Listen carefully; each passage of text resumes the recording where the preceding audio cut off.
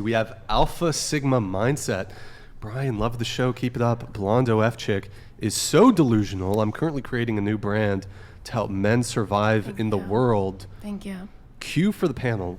How do we make men great again? Hashtag Alpha Sigma Mindset. We'll go around the panel on this. Why don't we start with Lena and go around. How do we make men great again? Oh, God. I have the perfect man. It's so hard to think about how to answer this question. You just killed that one. That was amazing. I love you. Actually, let me think of all the things you don't do. How do we make men great again?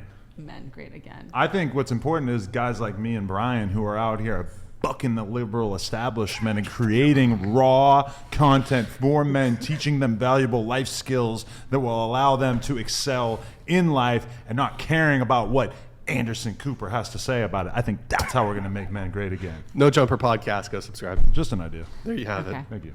All right. What about you? Men are natural providers. They're natural hunters. They're natural protectors. Females are natural caretakers. We can push babies out of our vaginas. Based. We make homes. We make families. You make men great again by being protectors, by being providers, by doing those masculine things that society is pushing against them. Society is trying to make males take on feminine energy and females take on masculine energy, and they're doing it so that no one has an identity anymore, so they can control us all. So how do we make men great again? Be providers, protectors, and caretakers. Do you think men should stop watching adult content in order to be great again? I think men should be fucking their wives so no one else needs to watch it. But wouldn't that come at the detriment of yourself? Since But I wouldn't have been in the situation that I'm in if men were taking care of their women and women were taking care of their men. Oh, so you're saying if you were married, you would... I'm saying our jobs wouldn't exist if men and women were living the way God intended them in the first place. I'm just curious, how do you wipe? My ass. Because the nails are... Girls don't poop. You know that, right? This one does. Is this true? Yeah. Is this true? She pooped in front of me on like day 2. We don't fart either. We don't sweat. We glisten. Wow. I'm learning anatomy tonight. I know. We were doing coke in the bathroom. Did you not do science? Just kidding. Just kidding. I don't know why. Okay. But I've heard the strategy is you have to wrap the toilet paper. Yeah, how do you wipe? Hey, Madison, don't- can you get some toilet paper over here? I've never taken a shit in my life. I don't do anal. You could still shit. I never have. How do I have these white nails so clean? It's not so much the color of the nails. I'm just like, because doesn't it Literally, make it... like- I'm just thinking the logistics of, Yeah, but you You don't know? think a lot of things through. So. you know... What do you mean? I think, what have I not Okay, thought so through? I do pee and I do wipe myself Thank and my you. nails don't get in my way. You know when nails actually like this get in your way? Or when you're wearing very thin leggings and you try to pull them up and it pokes holes in them. That's the only time it gets in the way. You've poked holes in some leggings before? When it was back in the day and the sharp nails, this was in like 2014 when the sharp nails were in. Yeah, I poked a lot of holes. So in you a never lot of got leggings. any poop on your fingernails? No, Adam, no, can I have you except for just my tilt- dogs. Except for Could you my just tilt your dogs, mic not down of a little bit? mine. Thank you. How do we make men great again? Go ahead, Bren. No, I just feel like the apps have hurt us more than they help us. So it's like these guys just think the next best thing is a swipe away. Isn't that what the women think too? Not really.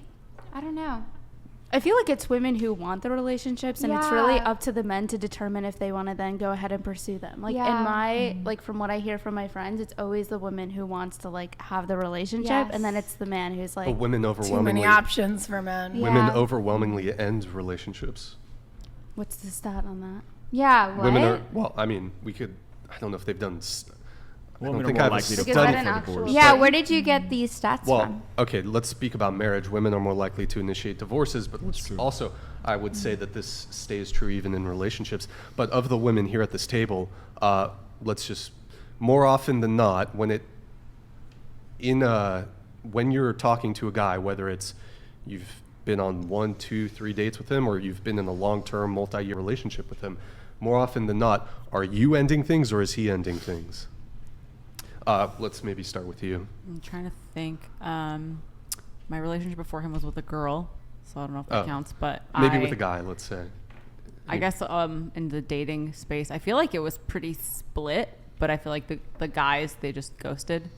Yeah. Yeah, the guys want to play the game and bang every single girl that they can, and the girls are, kind of begrudgingly giving up some pussy so that they can try to get the guy to take them serious as a I think possible it totally girlfriend depends. candidate. It totally Yeah. depends on like what your dating pool looks like based on what you allow. I'm just kind of describing dating pool LA to for look the like. most part, Well, there's a lot yeah. of crazy people everywhere, people Yeah. who live crazy lives, but there's also a lot of people who are trying to live good lives. And I think the key is just people finding each other that share the values, and that can be really hard. I know a lot of singles are complaining like it's so hard to find somebody, but I think if you're putting yourself into places where there's other people that share your values, then you're more likely to find them, and you're not just going to find the people that are looking to sleep together, or just have sex with you and then leave. But you I or do whatever. feel like with the dating apps, it's like I think both parties feel like, oh, people are just disposable. Like That's let's so move on to sad. the Yeah. next. Yeah. No, and I remember I used to, my way of meeting girls was just going to bars and clubs and just trying to talk to random girls. And I learned a lot of real, helpful techniques and tactics on how to communicate with people in my life through that. And then at some point it kind of became like Tinder and Bumble,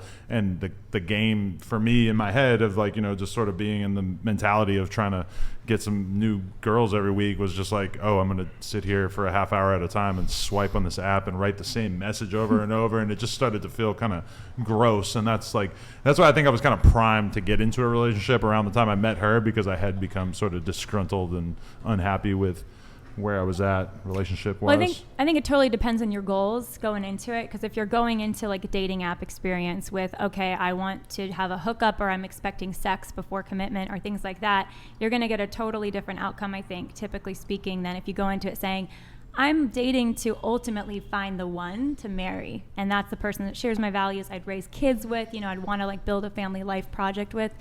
So that really, I think, is a natural filter when you look at who are the options. And then you'll also find dating apps are powerful, and I know a ton of people who met their spouses through dating apps, so they can be really effective.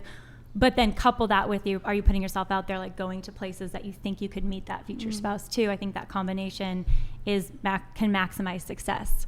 But if you're just getting together with people and having sex on that first date, or just sleeping together before marriage, that's a different value set that you're engaging. And that what is the goal? What is the goal of your dating? I think it has to be the question of every person getting into it. I actually completely agree with you and Isabella. I think I've been misunderstood by both of you, but that's actually how I go into every single potential date and person that I give a chance to date. That's awesome. And I'm very, very picky. I have my intuition, but that is the mindset that I go into everyone that I give a chance to and attempt to date, whether it lasts a month, 3 months, 6 months, a year, etc. But and then going Holy back to shit. your point, I do think that the female naturally does want the relationship more than the man, and I don't think it used to be that way. I think the dating apps created the fuck boy, it gave guys too many different options. No, but that's Guys are biological making- shit. Because but guys guys have always been able to create a child or have sex with someone and then just keep it moving, and then the woman has to deal with the long-term ramifications of Well, you getting said ports, too about you know? the chase, how men are hunters, and I do believe that. And I think that the dating apps, both for men and women, makes it really easy for women to not be pursued and men not have to chase. And 1,000%. people think that it's men that are just really wanting to hook up. Women are just as bad too, and I've seen it even. But within my at own Adam's friends. point, like you said earlier before Lena, you were sleeping with all these girls and you were unfulfilled, and that experience of realizing, hey, this isn't fulfilling me, hooking up with all these girls is not fulfilling me, and then you fell in love with Lena and you want to build a life with her alone. I think that shows men are I know this is unpopular, people don't like saying this, but I think men are made for monogamy. I do. And I think that, Ruslan, my husband, there's a ton of men live in that. Maybe they're not on social media talking about it all the time, but I know dozens and dozens of men who are living that. Yeah, and they're happy that way. They're fulfilled that way. To piggyback that, monogamy is in the man's best interest. If we're talking hunters and gatherers, who's going to take care of the kid? Your offspring don't survive if you don't stick around. Right. The second thing I want to say is we're talking about what would make men great again. I think ultimately is the ability to delay gratification. And if you don't have that, you're going to just run through as many girls as you can, creating more women with high body counts, creating more unwanted pregnancies. And so I think men, to be the priest, provider, protector, got to get back to learning how to delay gratification, not just give in to all their fleshly desires. Lila, what can we do to make men great again? Did you answer that? I haven't answered that yet. We'll have Madison Ruslan had a answer great it. point just now. How do we make men great again? I think men are already made to be great innately. I think they're made in the image of God. And I think that men pursuing virtue. And you can't pursue virtue if you don't assent to a higher morality. Like if you say, I get to decide whatever morality is and I'm just going to do what I feel like, you're never going to be who you're made to be. You're always going to be limited by your next impulse, your next lust, your next immediate fleeting desire. Lifelong happiness, and all the social data proves this too, lifelong happiness comes through growing in virtue and having, for those called to marriage, that lifelong committed exclusive monogamous marriage. And I want that for men, I want that for women, and we just have to say this openly and like not denigrate men and say, oh, men can't do it, or women are or sluts and can't do it. No, we can all rise above and do it. $200. Yo, Matthew, thank you, man. Hey, Brian. Here with Bubala, Emily Maketree. Oh, hey, guys. We love Lena and Adam. You two are an inspiration for us in our relationship as we are also quite non-conventional. We wanted to ask, have you two ever experienced jealousy? If so, how did you navigate it? Isn't this the boyfriend of the girl who was on the most recent stream that we listened to on the way here? See, I'm getting my whatever knowledge up. Yes, that is. Do we ever experience jealousy? For sure. Yeah. Especially early on, like when we were doing threesomes and stuff, she would get quite jealous. And, even me more recently with the Jason Love plot line, I definitely was a little jealous at first. I mean, for us being people that do porn, it's something where we kind of just have to navigate it because it's sort of part of the job. But I mean, even I feel like a huge percentage of people that I know in relationships, I have a friend who I seen him get into an argument with his girlfriend because she went to the store with a sports bra on and just to buy something. And that kind of clicked in my head of oh shit, every guy is dealing with jealousy to some extent, even if it's something way more minor than the stuff that I might feel or think about. Lena, what about for you? I feel like in the beginning of our relationship, when I wasn't really sure where we stood, we were dating and I wasn't sure how much Adam really liked me, but we were having threesomes. I feel like I got a little bit more jealous because I felt more in competition with the other girl, even though I was really enjoying the experience and it would bring us closer afterwards. But as we did more and more threesomes, I got more desensitized to seeing him with another woman. It didn't really do anything for me. I mean, to me, but once in a while, I'll get a little jealous. Because the other day we did a Plug Talk episode where we interview the girl and then sleep with her after. It's our genius podcast available at onlyplugtalk.com. He was commenting on certain Instagram pictures she had, oh, I seen this one picture of you. You look really hot. And I was like, hey! Yeah, and she told me afterwards in me that I got annoyed. Yeah, she felt a little jealous because she was able to actually picture me looking at this girl's Instagram, seeing her in a certain pose in a certain picture and being attracted enough to follow her back and DM her and ask her if she wanted to come on the show. And so I say that to just say that I think some degree of jealousy is totally normal. Or even while she was pregnant, there was one time where I did a podcast with a bunch of drunk girls and one of them was pawing all over me, just grabbing at me and stuff and just being way too extra. And she was very jealous afterwards. And it was almost a reminder to her of oh, I do care about you. Cause after the pregnancy or while pregnant. Yeah. But you thought in that moment you said that you had kind of lost the ability to be jealous because you were so, well, to be honest, it was the sleep deprivation. But do we feel pregnancy and jealousy needs to exist in a healthy relationship? I just think it's kind of inevitable at some point, But if it's not there, is the relationship unhealthy? Not necessarily, but I think it's kind of like a sign of healthy relationship. But also, if it takes over your relationship and you find yourself like obsessing over it, especially when the girl really hasn't done anything wrong, or vice versa, then that's probably a sign that I don't think me and my wife ever put ourselves in situations where the other one is jealous. So I don't think it has to exist. We just have boundaries with each other and other people. Well, and I think like another thing is like being, I think you used the word desensitized at one point, Lena, and I think that we are sensitive as women and as men to when we're in a marriage especially, or any relationship really, to that other person being with someone else, because I think, again, back to monogamy, like I think that is, we're naturally wired to want that.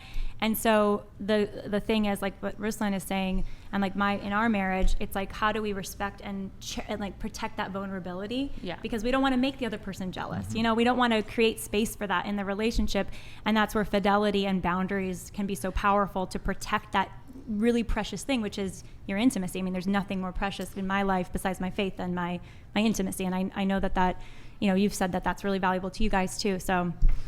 Okay, Madison, how do we make men great again? Oh gosh. I think that in this world, in modern day society, a lot of men have very high expectations, or just people in general have very high expectations of men. And to truly make men great again, honestly, just truly discovering yourself, finding your unique purpose in this world, like societal norms aside, like don't try to be someone that everyone wants you to be, just trying to find yourself and trying to be someone that you want to be. Beautiful. Isabella, what about you? I would say probably adding on to what Lila had said, just by embracing their masculinity. I think society puts down men a lot of their intrinsic biological natures, like protectiveness and, you know, all these things, and wanting to be a provider and they label them as toxic. And so I think that men kind of feel afraid to actually be men. And I think if they embrace their masculinity, we can make men great again. All And right. I completely agree with that. Me and you are actually on like the same page about a lot of things besides for my job. Besides for that, we're on the same page about a lot of things. She concurs. All right, we have